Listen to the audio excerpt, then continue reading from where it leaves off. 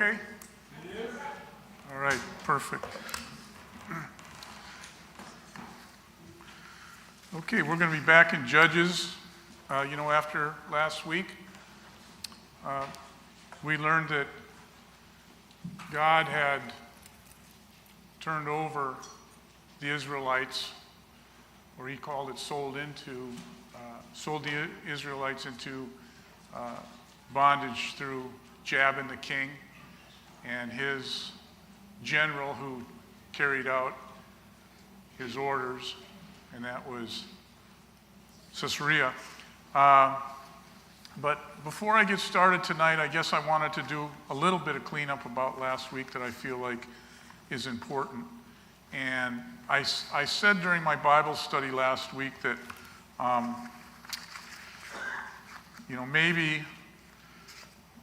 maybe that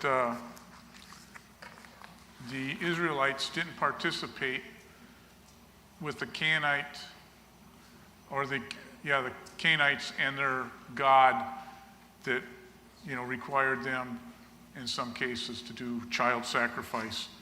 And I got a call from Harry, and he told me that no, that's not so. The Israelites actually did participate in that. And in my heart, I didn't want to believe that some people that were tied to God in the way that they were tied to God would do such a thing, but they did. And I got to apologize. I think I left my actual notes in my car. So, Pastor, could you come up and do a tap dance while I just went up to my car for a minute? And I apologize. I don't even know how that happened, and I'm hoping it actually is in my car. We're waiting for you, Cal. Sorry. We can talk about how many tables would be there. 11 or 14. See you all.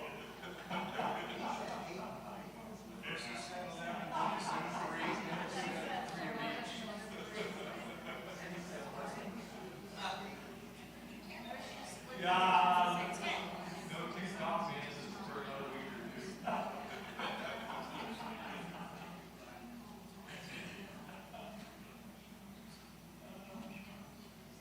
Fire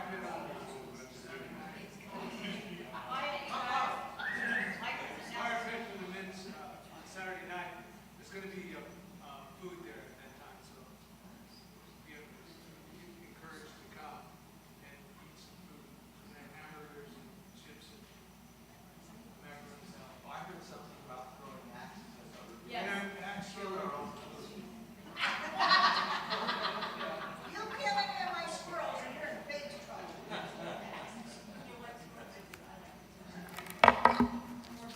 thank you.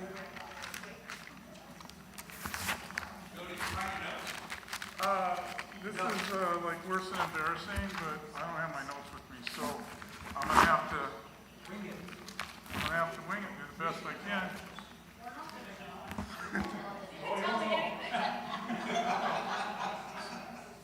Okay, we're gonna.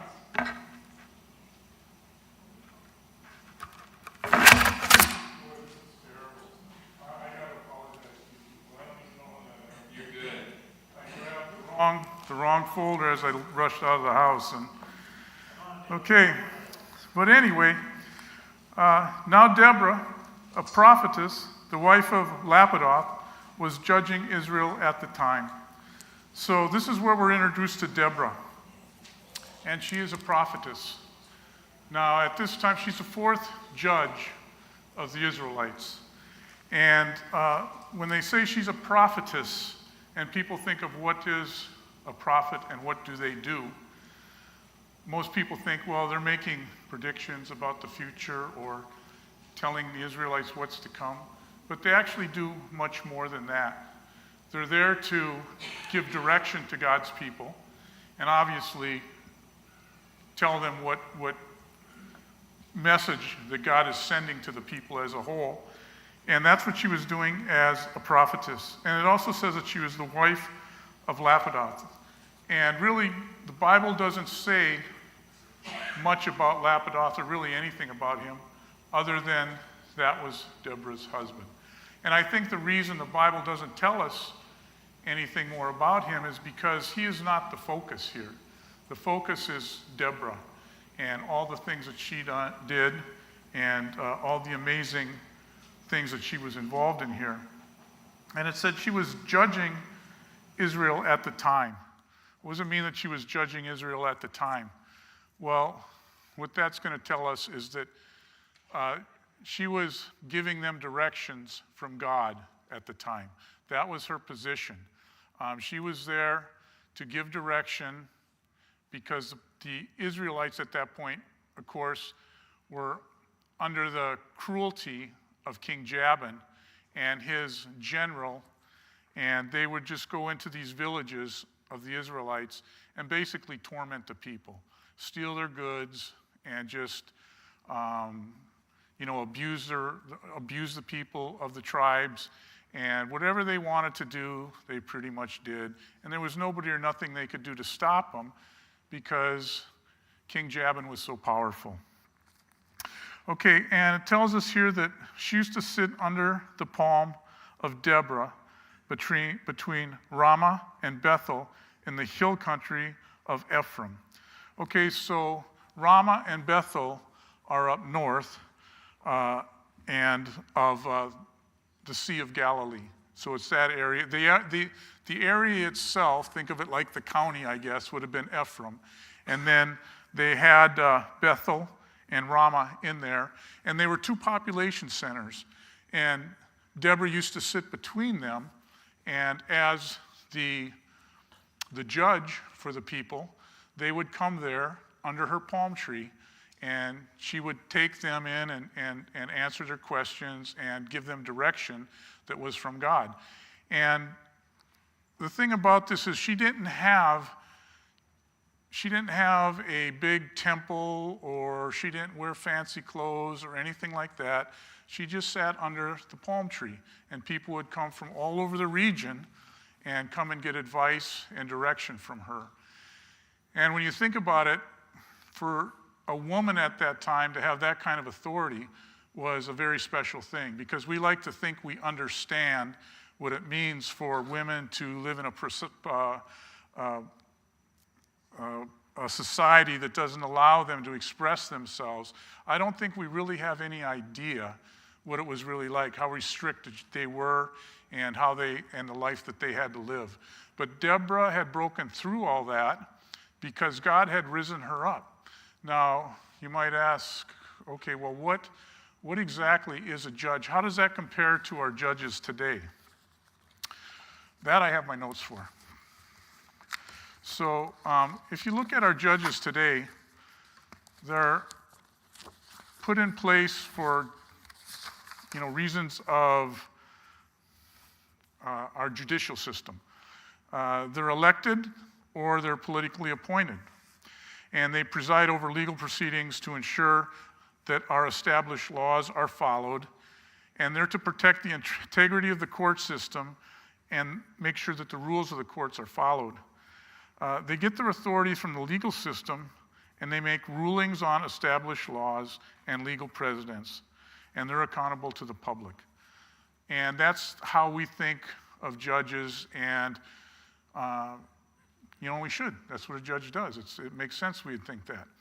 But back in those days, before kings, in the Old Testament, another word for a judge primarily would be thought of as deliverers of the people while they were in crisis. So a crisis would come. They didn't have a king. They didn't have kings yet.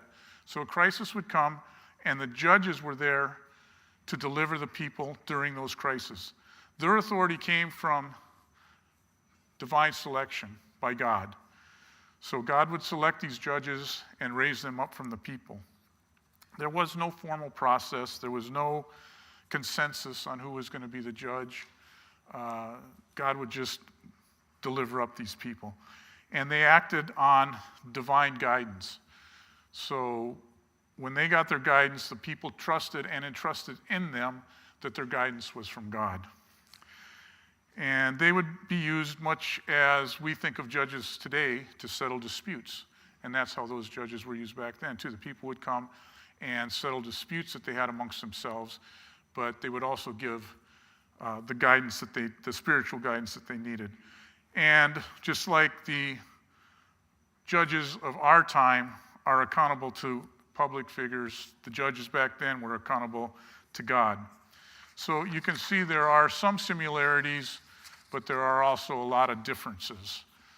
The judges back then in the Old Testament were responsible for a very wide variety of guidance when it came to the people. Even military strategy came from these judges. So it was very unusual for a woman to hold that position.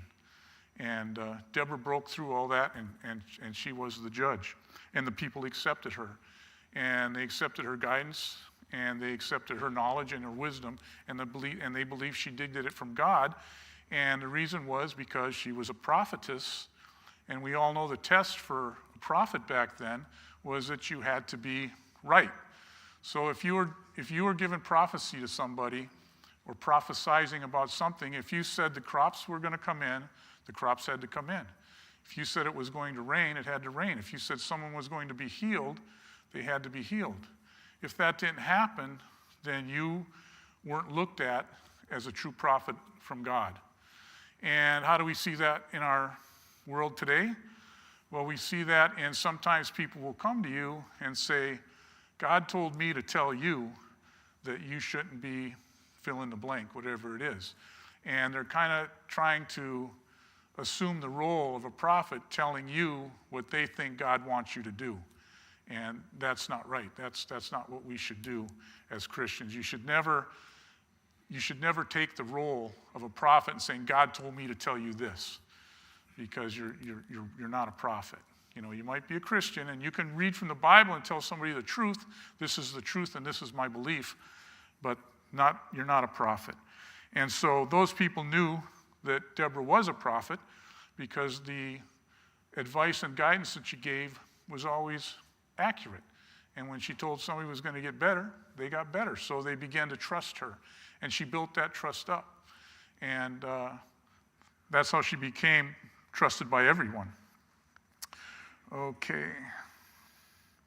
She sent and summons Barak, the son of Abinoam, from Kendish, Naphtali. Okay, Kendish was the town, and Naphtali is the tribe, and they were part of the 12 tribes of Israel. So she was sent to summons him, okay, and said to him, has not the Lord, the God of Israel, commanded you? Go gather your men at Mount Tabor, taking 10,000 from the people of Naphtali and the people of Zebulun. That's not right, but Say it fast. yeah. You know, if you have a couple drinks, you can say these names too. So, but anyways, so she came to him, and now we're introduced to Barak, and who he was is he was an Israelite, and he was of the tribe of Naphtali. Can you say that word for me? Naphtali? Naphtali. Okay, he was from that tribe, and that's one of the 12 tribes of Israel. And so she went to him, and she said, hey, God has given me your name and told me that you are to raise 10,000 men, and you are to take those men and go up to Mount Tabor. She hasn't got that far yet, but that's where they're going to go. But you see, 10,000 men doesn't, back then probably wouldn't have been a lot when you're going up against Jabin, because when we learned about Jabin, we learned that he was the king of Hazor, which was a fortified city, very powerful, with what we consider modern weaponry today. And he had a lot of men, and he had 900 chariots. So 10,000 have necessarily been that many men at that time to take on somebody like that. But I think God wanted to show that he can defeat an army spiritually. He didn't want it to come across like people coming out later and saying, well, of course they won. They had all these overwhelming numbers and all these overwhelming troops. God said, just go get enough men for me to get the job done so people can look at this and realize that it was my hand in this and it was a miraculous victory here. So he went and he rose, he got up and he went and got the 10,000 men he needed from his home tribe, and the other tribe actually was right next to his. They were two tribes that had land that were next to each other. So it was easy for him to raise that army and get those 10,000 men. I shouldn't say easy, but that's where he went. And it was easier because those people were closest to King Jabin's reign area in the 900 chariots. So they were probably constantly harassed by these people with the chariots. They were probably constantly harassed because they were so close. And so the hatred that they had for him was probably pretty intense. And so when he said, hey, I need 10,000 guys to help me go fight these people, it probably wasn't as hard for him to get that 10,000 from there as it would if he went south to the areas where maybe they didn't get harassed as much. And has not the Lord, the God of Israel, commanded you? Go gather your men at Mount Tabor, taking 10,000 for the people of Naphtali and the people of Zebulun. And I will draw out Sisera and the general of Jabin's army to meet you by the river Kishon with his chariots and his troops, and I will give them into your hands. Okay, so we can talk about the river Kishon. The river Kishon sat down in a valley, and all the local mountains and hills, when they had runoff from the rains in the season, would all flow down into this valley. Most of the time, the plains down there are dry, and you can easily move your troops around down there, and it wouldn't be a problem. So now, they're going to take these 10,000 people and they're going to head up towards Mount Tabor. And the reason why they're taking the troops up to Mount Tabor is because strategically that's the high ground. So they'll take the high ground, and that would have been the safest place for them to go at that time. Because you don't want to meet 900 chariots and then however many thousands or tens of thousands of men that King Jabin would have sent. And so they took the high ground up on Mount Tabor, and they felt like they were pretty safe up there. And he said, I will draw out Sisera, the general of Jabin's army, to meet you by the river Kishon with his chariots and troops, and I will give them into your hands. So God had already assured him how the result of this battle was going to be. He's going to deliver them into his hands. So all that had to be done was for them to be faithful to God's plan. Because God had already made it out. God is already there. God's already decided how he's going to win this. And although probably from the human aspect and the human point, it seemed impossible. It seemed impossible for this group of farmers and local village individuals to come up against and defeat this army of tried soldiers with that kind of soldiers. It just seemed humanly like it couldn't happen. So you could see why they wanted to at least be up on the high ground, so they had all the advantage that they could get. So, and he says, I will give them into your hands. So when Barak heard this message from Deborah, you can understand why he would be a little hesitant. He's like, okay, well, we're not really prepared. We don't have the weaponry. We don't have the training. We don't have the men with that experience. All we got is a bunch of local farmers with whatever weapons we could gather up, and you're asking us to go up against this army that's got iron chariots, which were the best of the best at the time, and however many, it doesn't tell us really how many foot soldiers that Jabin had, but you know he had a lot, because he was the top king in that whole area. So he had the biggest army, and nobody challenged him. And I'm sure that before there might have been Israelites who talked about maybe trying to go up against Jabin, but they wouldn't have done it because they know they would surely be defeated if they tried. So, but Barak, after he heard this, he said to Deborah, he said to her, "If you will go with me, I will go. But if you will not go with me, I will not go." So there's some conditional compliance with God's command there. Usually when you make conditions with God, it's not really a good way to start the conversation. But he did. And what we learned from that is, of course, we learned how much faith Deborah has, because she didn't hesitate. She said, "I will surely go with you." She's going to go with him. And "I will surely go with you. Nevertheless, the road on which you are going will not lead to your glory, for the Lord will sell you into the hands of a woman." Or, I'm sorry, will sell Sisera into the hands of a woman. So she said that, or he said that, "Yeah, I'll go if you go." And she said, "Well, I'll surely go," because she knows she trusts and has faith in God. But she said, "Well, the glory's not going to be yours then. It's going to go to a woman." And back then, for a general to submit the glory to a woman, because if you won a battle, it was a huge thing. You were the hero. You were the hero of the person or the people.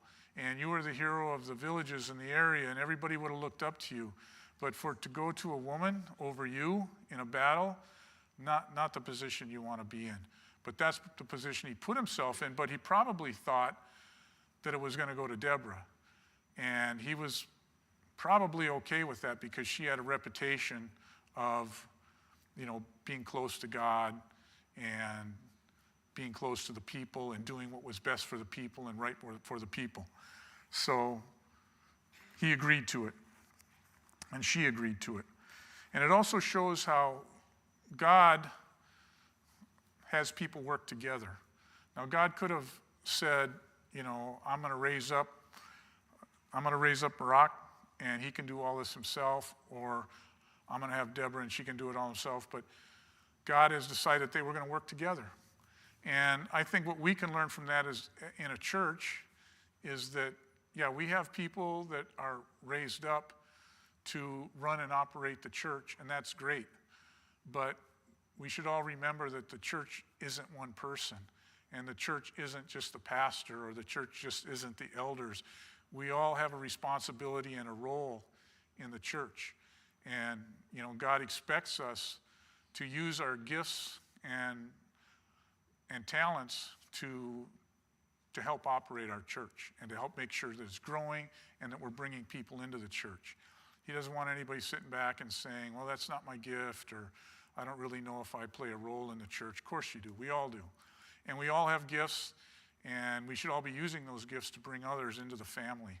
And sometimes I think we forget that. We forget how valuable we are as individuals and how our life experience is unique in itself in a way that can help us to bring other people into the church. We just think our life experience maybe isn't all that valuable or all that important. But to somebody else, it could be very important. And we should always try to remember that. Okay, let's see. Where was I? And then Deborah arose and went with Barak to Kadesh. Okay, Kadesh now is Barak's home area, so they're going back. And 10,000 men went up at his heels, and Deborah went up with him. So when he says 10,000 men went up at his heels, that means 10,000 men followed him. So he got 10,000 men to agree to go and fight this fight with King Jabin's army, with his general leading it, and the 900 chariots, and the however many tens of thousands of infantry foot soldiers that he had. Now, Heber, the Kenite, had separated from the Canaanites, and he was a descendant of Hobah, the father-in-law of Moses, and had pitched his tents far away as the oaks in Zananim, which is near Kadesh. So then we got to stop for a minute and say, well, who is this Heber guy? Well, he's a Kenite, and they're not a tribe. They're not one of the 12 tribes, but they are related to the Israelites through Moses. It would be like his father-in-law, so it would have been like their in-laws. And they had a tribe at the south of the Sea of Galilee, but he took his people and he moved them north. And the word Canaanite means metal workers. So they would have been metal workers. They would have been the ones that were probably working on the 900 chariots and whatever other metal work needed to be done in Hazor, making whatever the king needed made, whether it be weapons or whether it be, things to run his kingdom. Those were the people. So you could see they wanted to get along with the Canaanites, but they also wanted to get along with the Israelites because they're related and because it's better to have friends than have enemies. So they want to be friends with everybody if they can. And Heber, he was like the leader of that tribe there.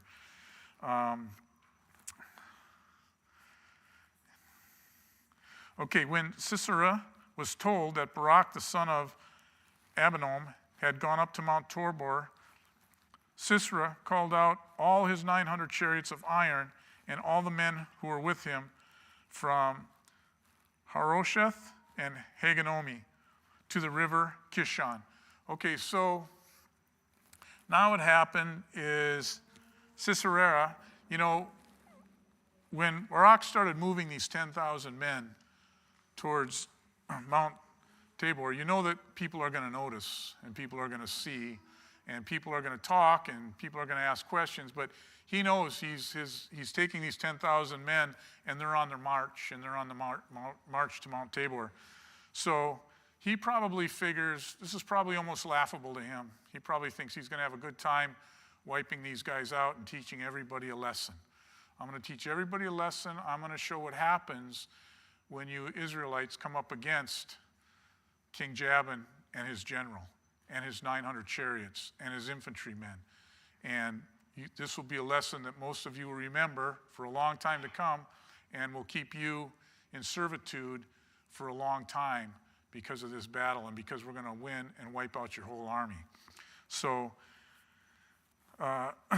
Sisera called out all his 900 chariots of iron, all the men who served with them, and Deborah said to Barak, "Up, for this is the day which the Lord has given Sisera into your hand. Does not the Lord go out before you?" So she's telling him that he might have some doubts or maybe looking down. You can imagine looking down in that valley and seeing all those men and those 900 chariots and what that must have looked like and how intimidating that must have been if you were one of those soldiers up there and you knew that you had to face this army. This would have probably been known and described as an unbeatable army. And so you got your guys and you have your little swords and your spears, and they have the most modern technical weapons that there were available at the time. And now they have to face these guys and they're looking down on them. And it had to be a little intimidating, but I think Deborah put things in perspective for Barak, and she said, does not the Lord go out before you? So she knows that the Lord has already decided this battle before it even gets started, that how it's going to end. So if Barak has faith, he should know that. And so Barak went down from Mount Tabor with his 10,000 men following him. And the Lord routed Seir and all his chariots and all his army before Barak by the edge of the sword. Okay, so it doesn't really tell us what happens in that battle. Go ahead. Josephus, who's a first century historian, said there was 300 armed footmen, 10,000 horsemen, and 20,000 chariots. So if we Right. had any kind of number like that, the people that went against them were only 10,000, so that was God moving over that. Right, and he's right. Josephus and other historians have written, and some of them came up with huge numbers. I mean, there was even some that said he had 100,000 infantrymen, or what. We don't really know. because the Bible doesn't tell us, but we can know through other historians a little bit, or we can at least kind of get an idea that they were severely outnumbered.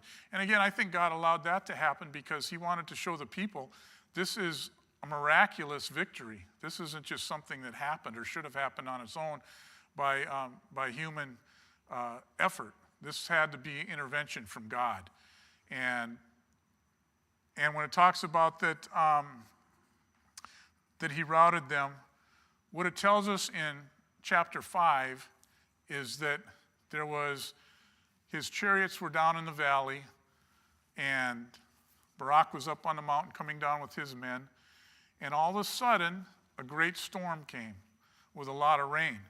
And I don't know how many of you have had experience in the desert with the rain when it comes, and the water can get rushing really, really quick. And when it does rush, it doesn't have to be very deep, and it can carry things away. When I was in San Diego, we would get those storms a couple times a year, and the city would put barricades up under the overpasses. And there was always those people that would come in their $80,000 SUVs and think, it's only 30 feet wide, and it's only, maybe 2 feet deep. We can splash across that. We'll go around the barricade and go across. And inevitably, they would get there and they'd be going across, and the water would just lift up their car, and down the river they would go. And then they had to make the decision, do I self-rescue, or do I sit here in humiliation and wait to be rescued?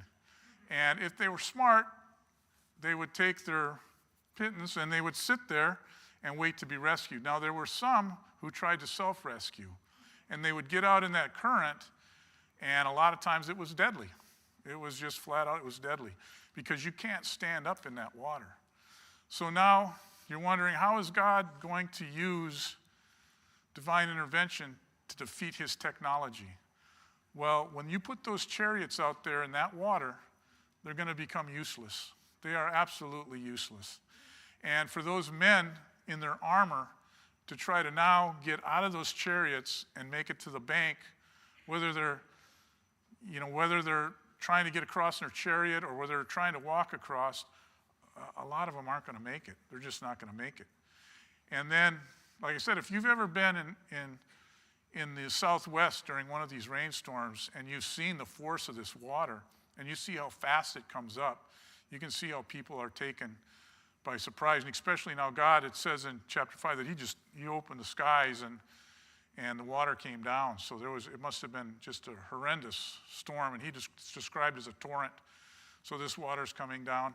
And so their technological advantage, the 900 chariots, are now a death trap to them. And their armor that was going to protect them is now a death trap to them.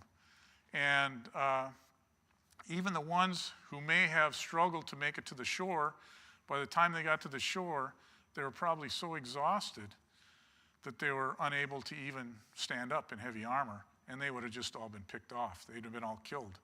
And now they don't have chariots anymore, so that advantage has been taken away. So, and all his army before Barak by the edge of the sword. Okay, and Sisera got down from his chariot and fled away on foot. Okay, so if you have a chariot and a horse, and you're losing the battle, why would you want to get out of your chariot and run away on foot when you got a horse and a chariot? Well, there's only one reason you do that, and that's because your chariot is now no good to you because it's stuck in the mud, or it'll get you stuck in the mud, or it can't allow you to flee fast enough for you to escape in it. So it tells us that all those chariots were pretty much useless at this point. And he got down from his chariot and he fled away on foot. Barak pursued the chariots and the army to Harosheth Hagomeim, and all the army of Sisera fell by the edge of the sword. Not a man was left. So we really don't know how big of an army that he started out with, but we know how it ended. We know who was left at the end. There was nobody left. They wiped them all out. And that's unusual too, because if you read history in some of these battles, most of the time these armies would confront each other, and there'd be sometimes many, many thousands, tens of thousands. And, after the initial fight or battle, who was ever losing would often just flee the battlefield. And maybe even if you had 30, 40,000 people, maybe 2,000 or 3,000 people would be killed and the rest would flee. So when they chased these guys down and killed them, I can only imagine, or I think, it's because they had so much anger for these people, 20 years of being tormented by these people in this army. And then they didn't want to take a chance that this army would rebuild itself and challenge them again. So they just destroyed them, just destroyed everything. Sierra fled away on foot to the tent of Jael, the wife of Heber, the Canaanite, for there was peace between Jabin and the king of Hazor and the house of Heber, the Canaanite. And now, so they had some sort of a peace treaty because these guys, we talked about it earlier, because they were metal workers, they probably had an agreement with the king that, hey, you do work for us, we'll pay you, we'll live in peace, everybody will get along fine. So when he ran there, he probably thought, okay, these are our allies, these are our friends, I can take refuge here and be protected. They will keep me safe. And Jael came out to meet Sierra and said to him, "Turn aside, my lord, turn aside to me, do not be afraid." So he turned aside to her, and he went to her tent, and she covered him with a rug. So she called him my lord. So I don't know if she knew actually that he was the general, but she obviously knew that he was somebody important because she called him Lord. But she probably knew who he was, and he had probably been in their village and probably had done business with them. And so she probably knew who he was when she saw him.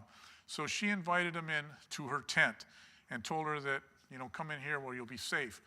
And part of the custom back then was that if you took somebody in for refuge, then they became your responsibility. You were to make sure that they were taken care of and fed or whatever needed to be done. That's just part of the culture. And if you didn't want to assume that responsibility, you wouldn't let them in. You wouldn't invite them in. But if you did, then you were assuming that responsibility, and that was just part of the culture of the time. So it wasn't unusual that when she called him in, she would say, come on in and, sit here and I'll take care of you. And he said to her, "Please give me a little water to drink, for I am thirsty." So she opened a skin of milk and gave him a drink and covered him. So again, he probably felt safe because he asked for water, but she gave him milk. So that was kind of an upgrade for him. So he probably thought, well, I'm safe here. She's taking good care of me. We have this alliance with their tribe. I should be safe here. And he said to her, "Stand at the opening of the tent, and if any man comes and asks you, 'Is anyone here?' say no." So he asked her to lie, and she said, "Oh yeah, okay." So he comes in, he lays down, well, she gives him some milk. He's exhausted from the battle and fleeing from the pursuing army. So he goes in, has his milk, lays down, she covers him up. But Jael, the wife of Heber, took a tent peg and a hammer in her hand. Now back then, the women were responsible for putting up and down those tents. So they got to be pretty proficient with a hammer and a stake. And then she went softly behind him. I'm sorry, go ahead. No, I'm just saying, unfortunately for Sisera. Yeah. And her husband too. She won a lot of fights because of that. You don't want to argue with your wife if she's good with a hammer and a stake. But so she went softly to him and drove the peg into his temple until it went down into the ground. Well, he was lying fast asleep from weariness. So, it kind of speaks for itself. Now, I was thinking, if that was me and I was being pursued by an army, I don't know if I could fall asleep. But he must have been pretty exhausted, and maybe God had something to do with that too, because you'd think that this is not the time to be taking a nap. But he did. And like so many mistakes in battle, if you make a mistake in battle, it could cost you your life, and that's exactly what happened. she put that stake up on his forehead. And imagine for her, what that took. I mean, that's pretty bold. That's pretty bold to do that. Here is the general and the lead warrior for King Jabin, the most powerful man in the region. And she decides, well, I'm going to take this tent stake and kill his general. And so you can imagine her husband comes home and she says, what'd you do today? He goes, well, I was out pillaging, maybe working with some metal. What'd you do today? Well, I took the lead warrior and Jabin's general and drove a tent stake through his forehead. I'm like, all right, okay. Yeah. So, that, I don't know, to me that's pretty bold. So right after she did this, well, it doesn't say right after, but sometime after she did this, doesn't really tell us how much time, Barak was pursuing Sisera. Jill went out to meet him and said to him, come, and I will show you the man whom you are seeking. So she went out to get Barak and bring him in. And this will fulfill the prophecy that God gave Deborah about a woman is going to get credit for the death of this general, and it won't be Barak. So this fulfills that prophecy. So he went into her tent, and there lies Sisera dead, with a tent peg in his temple. So on that day, God subdued Jabin, the king of Canaan, before the people of Israel. And the hand of the people of Israel pressed harder and harder against Jabin, the king of Canaan, until they destroyed Jabin, the king of Canaan. So, once again, the Israelite people stumbled, fell. They were doing wrong and evil in the eyes of God, and they did that for 20 years. God then, most people when they read these stories, they'll say God seems to be like an angry God. He seems to be very angry and vindictive. But as you go through and you read more and more of the stories, you start to realize that, no, God isn't really angry and vindictive. He's kind of forgiving and graceful, because he keeps giving these people a chance over and over and over, and they keep failing, and he keeps coming back and rescuing them, just like he did here. And after this, now they have 40 more years of peace, because they've destroyed the army that was tormenting them. So God came through and protected them. And so we might think, well, this is going to end because humans are going to smarten up. But one thing that we've learned is there's things that never change. God's nature doesn't change. Human nature doesn't change. And sin nature doesn't change. And they stay the same. And as you read on in the Bible and you come to the end times, you see even when Christ comes down and he's ruling the earth for that 1,000 years and Satan is locked up and not even influencing people, they still stumble and fall. They still go against God. And you wonder how that can be. And you wonder how people can do that. But we need to always remember that inside of us lives that potential, lives that sin nature. And we always have to make sure that we're aware of that and that we're constantly fighting against that sin nature. Because we look at these people and we say, how can they do that? How can they worship these gods? And then we find out that, there's many places in our lives that we're worshiping things we shouldn't be worshiping. It's not maybe as blatant and as bold as this, but we're still doing it. We still have that nature inside of us, and we still need to fight that. And, I had some really great stuff in my notes that you guys, I'm just sorry you missed it, because it was really good.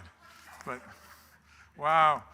And I can't even say I've never done that before, because I did that before. And you'd think, and what was really weird is I went out today and I said, I'm going to put this in my car so I don't forget it. And I grabbed the wrong envelope. So, I don't know. The only thing I can do is apologize and say, hey, I did the best I can with what I had, but I hope you got something out of it. And I hope everybody, learned something from this story. And as we move forward, you're going to see that, unfortunately, humans being what they are, we don't change that much. We just keep coming back to the beginning. Joe, first of all, let me say, great job. I see how to teach without your notes. Awesome. Oh. But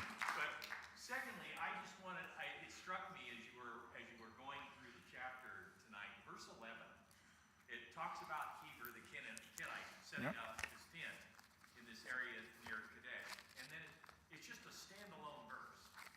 And as we were walking through that, it's almost like, okay, what's the point?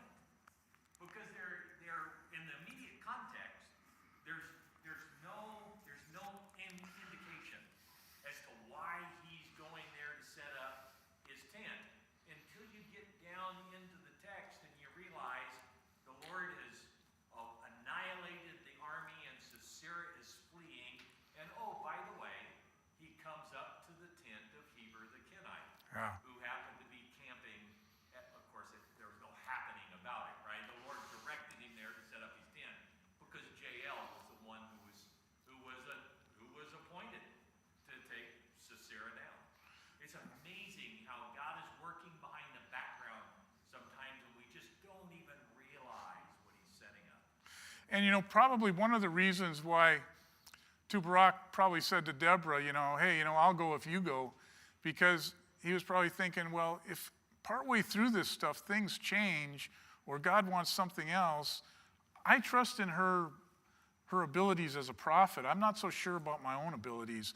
But you wonder, when did God decide that Jael was going to be the one to do that? Because, like I said, that's pretty bold to do that. But he said, hey, you know what? This glory is going to go to a woman. Sorry, Barak, you're, second or third place here. And it actually went to two women. It went to Deborah and it went to Jael. And then Barak was a little farther down the line. But, for history to record that, and he lost it just because of his disobedience and unfaithfulness. I guess more unfaithfulness than disobedience, but that's how it happens. All right, does anybody have any questions? Harry, go ahead. Unfortunately, Joy knows these verses. Her biggest threat to me has always been, you go to sleep before I Yeah. Yeah, so, yeah, I'm sure he had a whole different respect for his wife after that. And, yeah. Yeah. Well, wait a minute. Joy told us she was perfect. Don't destroy that for us. But, yeah. Does anybody else have any questions? So I know there was a lot. Go ahead. Okay, how come when the chariots were stuck, why didn't they just unhitch the horse? Because it wouldn't have mattered, because they weren't going to fight on horseback. The chariots were the technology. The chariots were the weapon, not the horse. Yeah. So even if you unhitch the horse still can't get through the mud. Yeah. You get on the back of a horse, you're still stuck in the mud. It's kind of like your car. Why did I get out of my car? Well, because the car's stuck in the mud. Go ahead. Another item about all the armor, when you drag it down, each soldier would put the armor on its buddy. So when they're stuck in the mud, each guy would be required to take your armor off.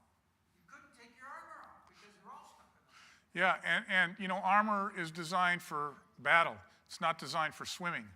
So, they get out there and it would have been, chaos. It would have just been absolute chaos.